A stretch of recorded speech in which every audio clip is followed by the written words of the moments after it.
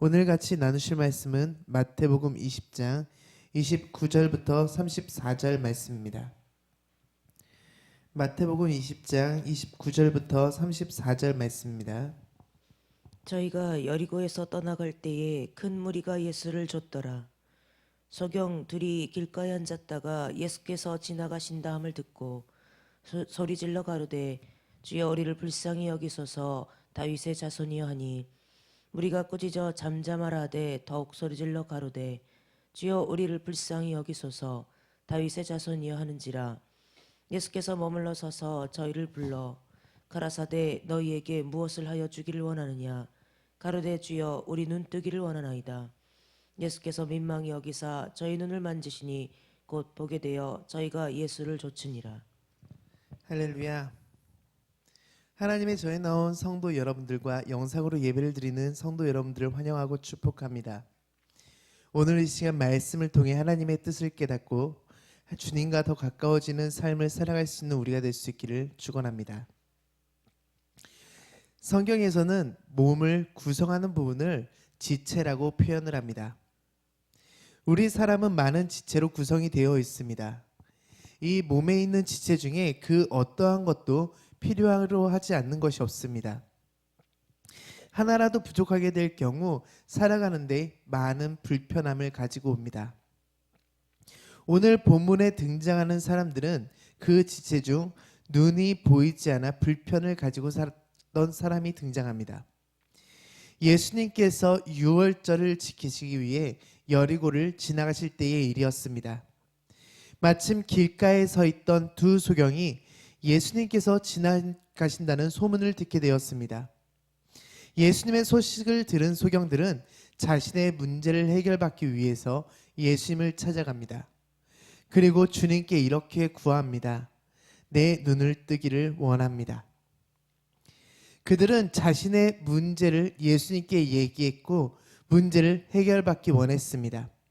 그 결과 그들은 구원 것을 얻게 되었고 밝은 세상을 볼 수 있게 되었습니다. 평생 앞을 보지 못하는 사람이 앞을 보게 되었다고 생각해 보십시오. 그 기쁨은 말로 표현할 수 있는 것이 아니었을 것입니다.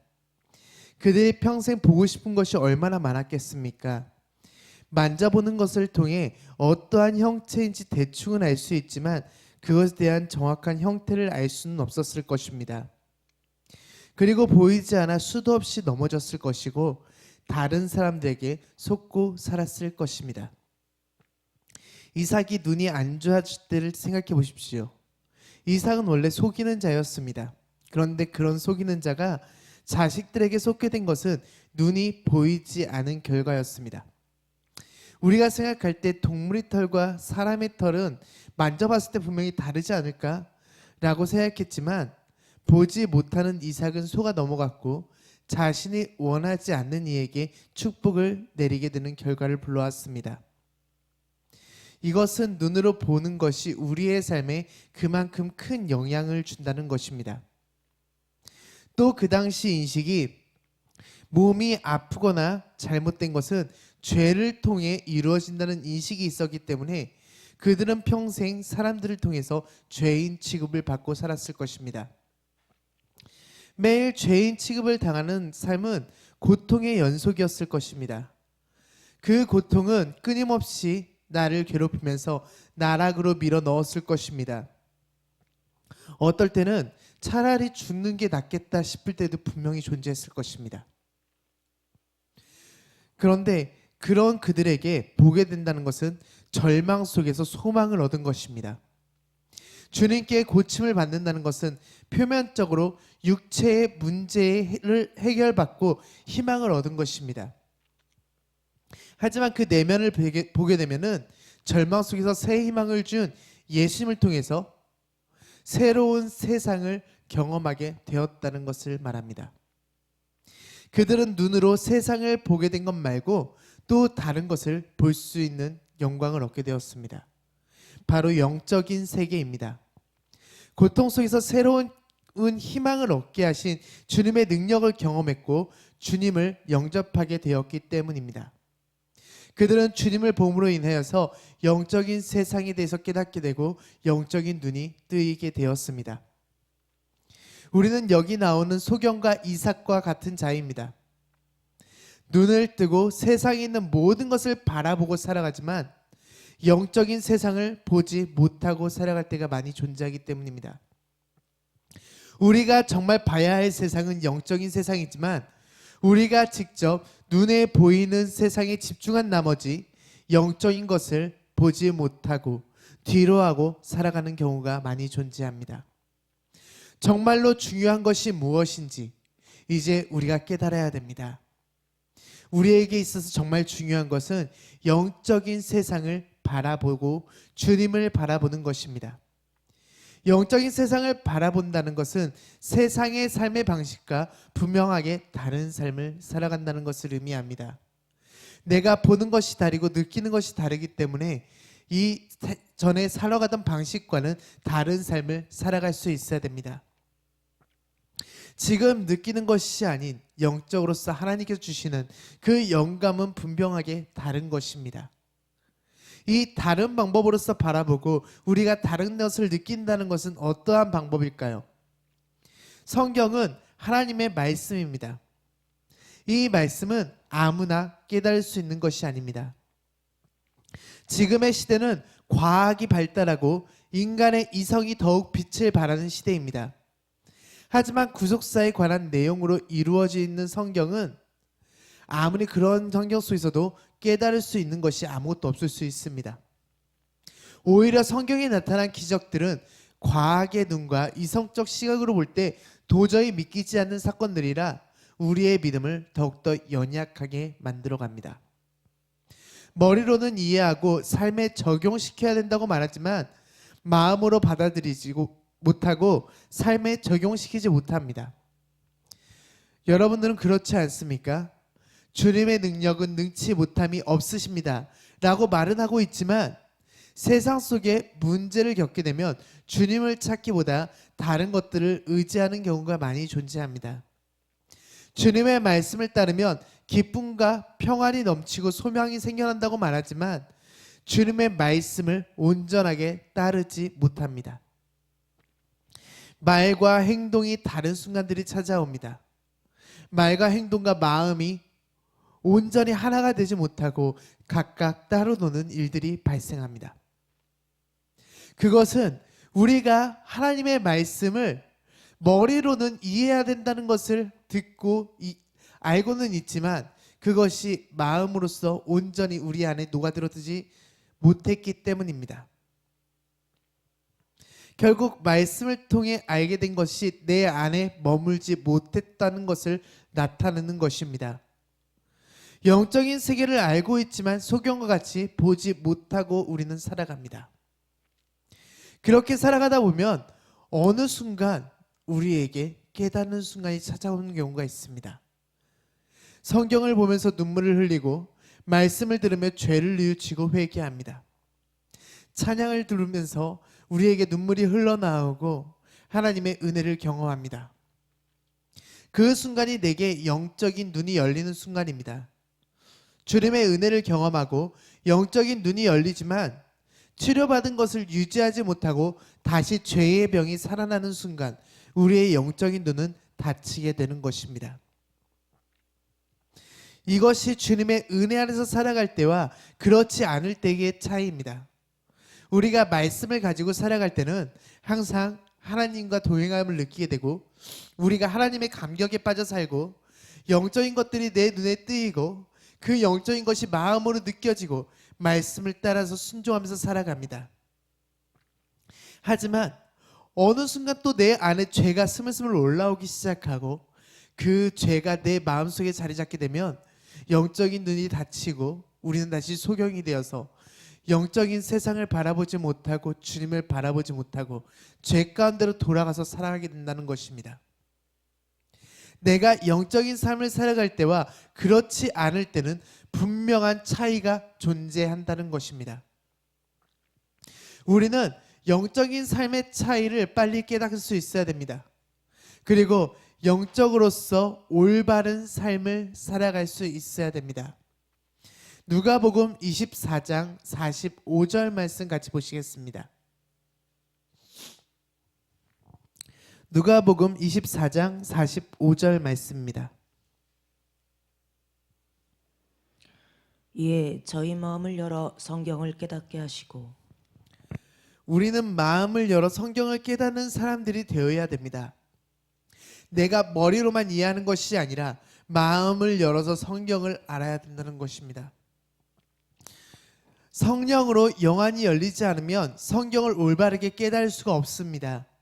이스라엘 백성들이 하나님의 말씀을 듣고 실천하는 것을 멈추지 않았습니다. 그들은 우리보다 훨씬 더 많은 것을 지키고 살았습니다. 율법사들은 하나님의 말씀을 보고 이해하고 실천하는 것이 그들의 삶의 전부였습니다. 구약의 성경은 오실 메시아에 대해 모든 초점이 맞춰져 있습니다. 그런데 그렇게 열심히 보고 실천해도 많은 사람들이 예수님을 보고 영접하지 않고 배척하였습니다. 이것은 그들이 성경을 보기는 했지만 올바로 깨닫지 못했기 때문에 벌어진 일입니다. 우리도 말씀을 볼 수 있습니다. 말씀을 지식적으로 알고 어떻게든 내 행동을 따라가려고 노력할 수는 있습니다. 하지만 그것 말씀에 대해서 그 안에 있는 내용에 대해서 올바로 알지 못하고 올바로 행하지 않으면은 우리의 지식과 행동이 하나님께서 원하지 않는 모습일 수 있다는 것입니다. 성경을 읽을 때 우리가 초점을 맞춰야 되는 것은 성령 하나님의 가르치심입니다. 성령님께서 우리에게 빛을 주셔서 육적인 눈으로 성경을 바라보는 것이 아니라 영적인 눈으로 성경을 바라보고 내 마음이 움직일 수 있도록 하여야 됩니다. 우리 안에 영적인 눈이 뜨일 때 성경 속에서 진주보다 값진 보화를 얻게 될 것입니다. 천국의 보화는 밭에 감춰져 있습니다. 이 보화를 찾기 위해서는 겉만 봐서는 알 수가 없는 것입니다. 그 안을 파보고 그 안을 다 뒤져봐야지 찾을 수가 있습니다. 이 성경도 겉에 있는 말씀만 봐서는 알 수가 없습니다. 그 안에 담겨있는 말씀에 대해서 우리가 깨달을 수 있어야 된다는 것입니다. 누가복음 24장 15절에서 16절 말씀 같이 보시겠습니다. 15절에서 16절 말씀입니다.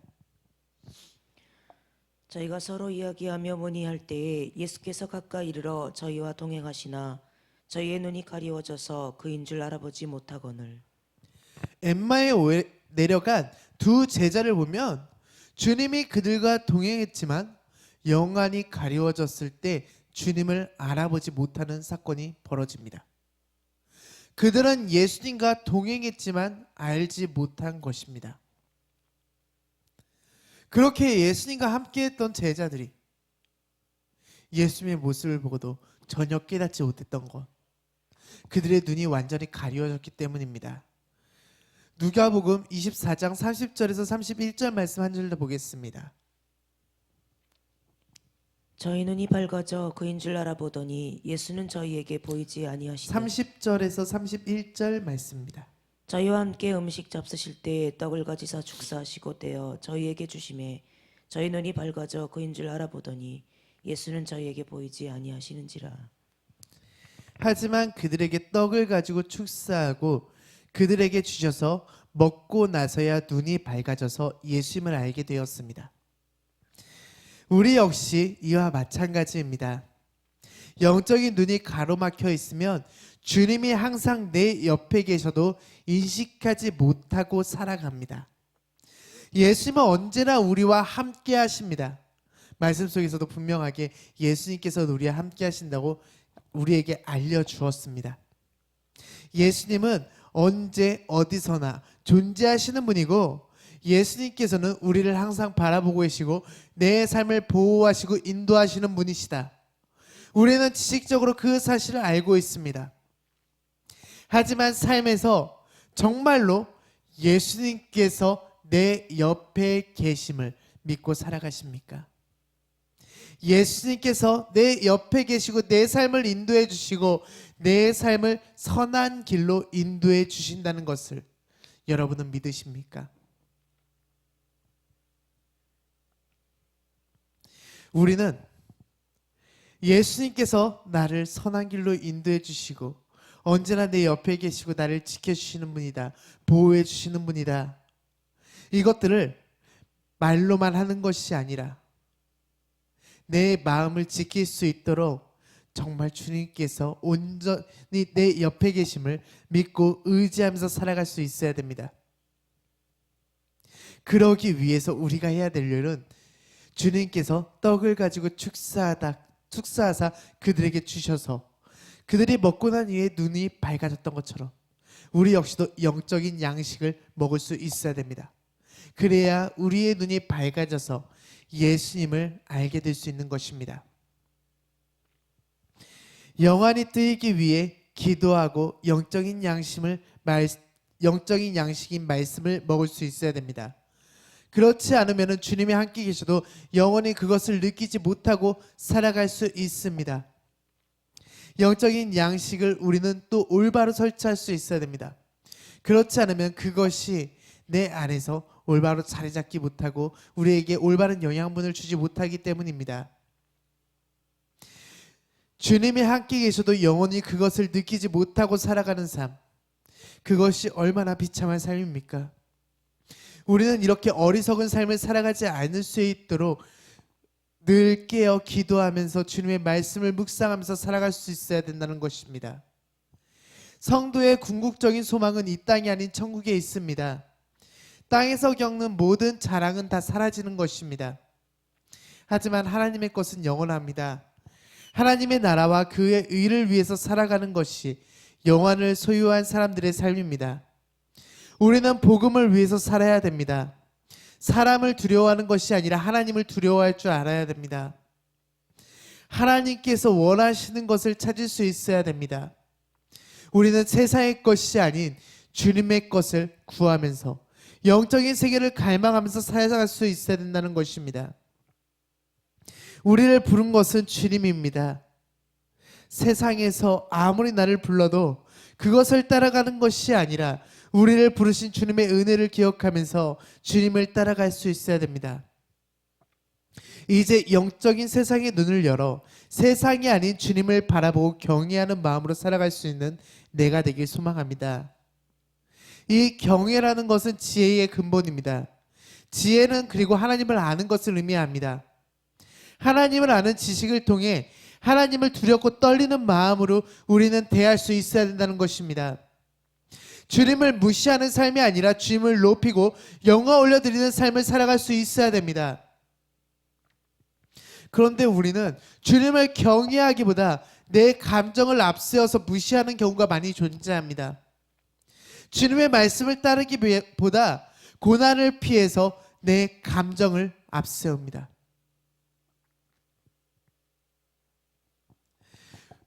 우리가 주님을 무시하는 것은 주님을 올바로 느끼지 못하고 영적인 세상에 대해서 제대로 이해하지 못하기 때문입니다. 주님이 옆에 계심에도 깨우치지 못하고 주님을 무시하면서 살아가고 주님이 아무리 나를 불러도 내 마음의 문을 두들겨도 우리가 주님을 무시할 수밖에 없는 것은 내 눈이 닫히고 내 귀가 멀어서 하나님을 보지 못하고 주님의 그 두들기는 소리를 듣지 못하기 때문입니다. 우리는 영적인 눈을 열고 영적인 귀를 그래서 항상 열 수 있어야 됩니다. 그렇지 않으면은 내가 원하든 원치 않든 우리는 주님을 무시하는 삶을 살아갈 수밖에 없기 때문입니다. 오늘 이 시간 우리가 해야 될 것은 나의 감정을 내려놓아야 됩니다. 내 감정을 내려놓고 내가 원하는 것이 아니라 주님께서 원하시는 것을 찾으며 내가 기뻐하는 것이 아니라 주님이 기뻐하는 것을 찾으며 하나님의 말씀을 내가 원하는 방법이 아니라 주님께서 원하시는 방법으로 바라보면서 그 말씀을 지키고 살아갈 수 있어야 됩니다. 주님을 무시하고 내 감정을 앞세우기보다 늘 주께서 내 옆에 계심을 기억하고 주님을 의지하고 살아갈 수 있기를 바랍니다. 이제 영적인 눈을 열어 더 이상 세상의 헛된 것을 바라보는 것이 아니라 하나님의 거룩함을 바라보면서 그 거룩함을 따라서 살아가십시오. 그때의 주님의 말씀처럼 주님을 경외하는 믿음을 갖게 될 것이고, 우리의 믿음의 근본이 바로 세워져서 우리는 주 안에서, 믿음 안에서 살아갈 수 있는 주님의 축복받은 자녀가 될 수 있게 될 것입니다. 하나님께서는 여러분들과 세상이 끝날까지 함께 계십니다. 그것이 주님의 이름입니다. 주님께서 이름을 주신 그 목적을 기억하며 세상이 끝날까지 주님과 함께 동행하면서 저 천국에서 구원의 면류관을 받을 수 있는 여러분 될 수 있기를 소망합니다. 다 같이 기도드리겠습니다. 할렐루야. 사랑과 은혜가 풍성하신 하나님 아버지 감사드립니다. 우리가 주 안에서 주님을 믿고 의지하고 주님 말을 따르면서 살아가길 원합니다. 내가 원하는 것이 아니라 주님께서 원하시는 것을 찾으며 주께서 기뻐하는 것을 찾으면서 주님과 동행하는 삶을 살아가길 원합니다. 우리가 주님을 무시하지 않을 수 있도록 주님 도와주시옵소서. 우리가 영적인 것을 깨닫지 못하고 살아갔던 나의 지난날의 삶을 주님 용서해 주시고, 이 시간 우리의 영안을 열어주시고 영적인 귀를 열어주셔서 우리가 영적인 세계에서 주님을 바라보면서 주님께서 기뻐하시는 모습으로, 주님께서 원하시는 모습으로서 올바로 서서 주님께서 주신 그 구원의 면류관을, 주님께서 주시는 그 세상을 이기는 힘을 얻고 살아갈 수 있는 주님의 자녀된 권세를 누릴 수 있도록 도와주시옵소서. 모든 것을 주님께 맡겨오며 거룩하신 주 예수 그리스도의 이름으로써 기도드렸습니다. 아멘.